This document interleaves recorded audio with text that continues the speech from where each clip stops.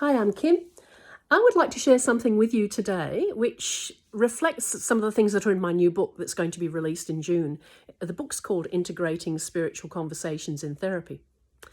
So recently I came across Gabor Mate being interviewed.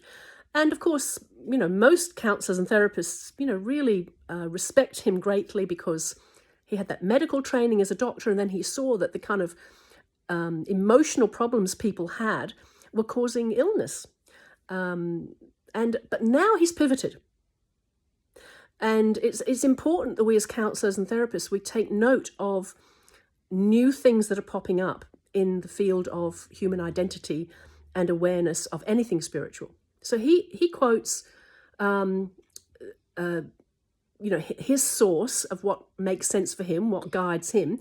He says, your conflicts and problems are not chance or haphazard. They are actually yours, designed for you by a part of you that will go to extreme measures to wake you up. So he's really talking to us as therapists and counsellors and saying to us that we've been looking at problems from one aspect, the materialistic aspect. And he's saying, what if we look at it from a spiritual aspect? And he's not the only one that's pivoted. Dr. Richard Schwartz, IFS founder, in a podcast at the end of last year. And please make contact with me at my website and I'll send you the links to these. So it's kimbillington.com.au. He's interviewed in this podcast and he says, look, I haven't wanted to share this before now because I was afraid of being thrown out of the club. That's a direct quote from this podcast. So he's a psychologist, Harvard Medical School, on the board and things like that.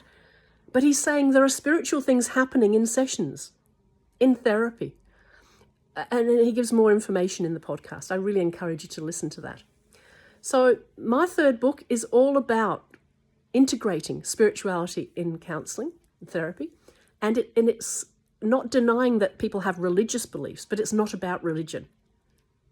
It's about human beings and how in the session we connect.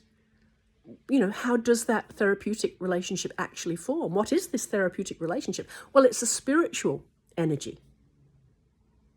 And Carl Rogers' last book, A Way of Being, is key to understanding when this transition of understanding spirituality occurred. So 1980, I think he wrote the book, died about 7 years later. If you read that book, A Way of Being, Carl Rogers, you will get an insight into what's happening spiritually when you're in therapy with your clients. Hope this has been interesting and helpful.